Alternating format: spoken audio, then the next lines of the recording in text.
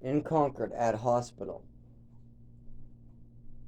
The stress of all this intimidation, threats, having somebody stalk me, follow me, having our restraining order expire, have this person who has nothing to do with with me and the landlord. He's never been in my apartment. He's never done maintenance for us at my apartment.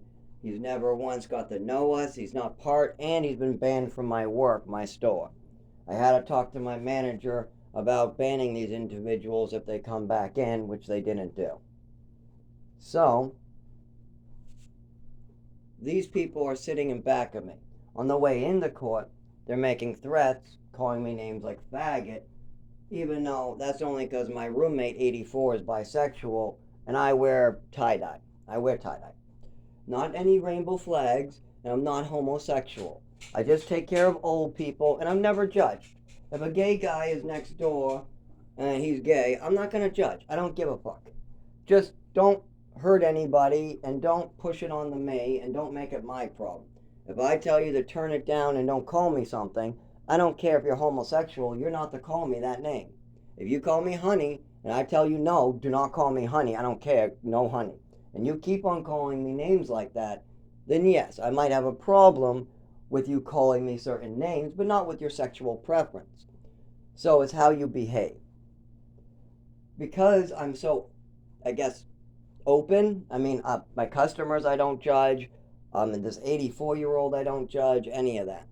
But, of course, if you wear a tie-dye rainbow sash and shirts and sweaters and things like that, maybe they think you're homosexual.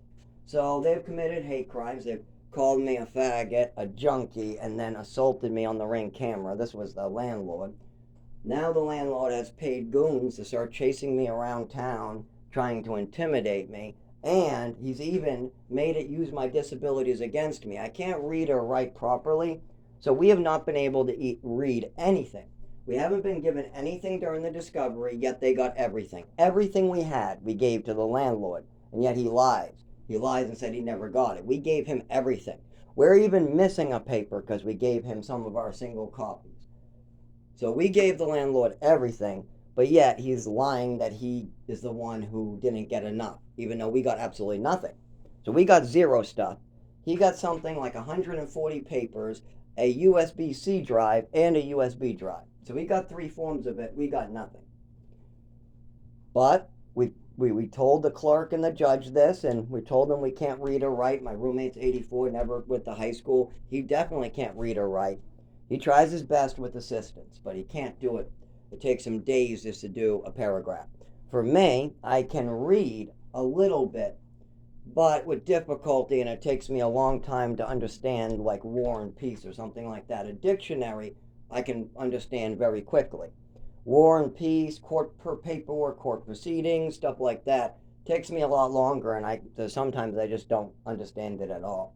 I miss something, or my brain just can't absorb what the hell all the weird stuff means. I understand most of the words, but I have not got a law dictionary in my brain yet.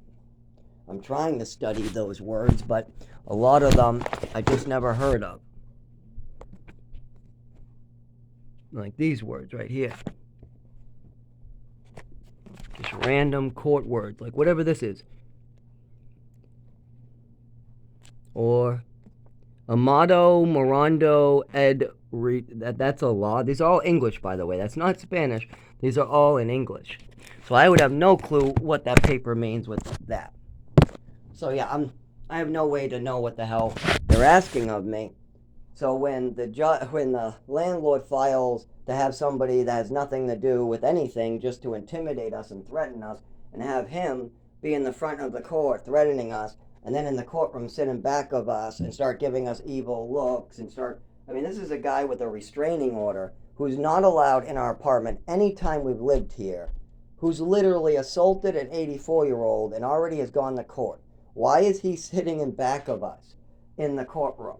This guy has nothing to do with this ongoing court proceedings. The landlord and the maintenance that are in the apartment, the maintenance that work on the windows, the mold, stuff like that, they are the people that are allowed in the apartment. If they're bringing the nobody or Justin, whatever his name is, into the apartment after he's already threatened and made verbal threats that he's going to kill and bury another man. He's already put his hands on this other man. He's already had a restraining order. So he's committing hate crimes against the 84-year-old, and Rochester has allowed this, and now they're allowing intimidation tactics. Well, my anxiety, my heart, I'm starting to become almost suicidal and not wanting to live because of the way that they're treating me and the scaredness. I'm afraid to leave my house now. I really am. The way that, I mean, I can show a video of why. So I'm going to go report this to Concord, and I'm going to report the other stuff to Maine, and I'm going to see if any of the federal government wants to get involved, but they probably won't. But that's the next step. And I wanted to say this way so they understand I'm afraid for my life. The intimidation is making me feel scared, afraid, and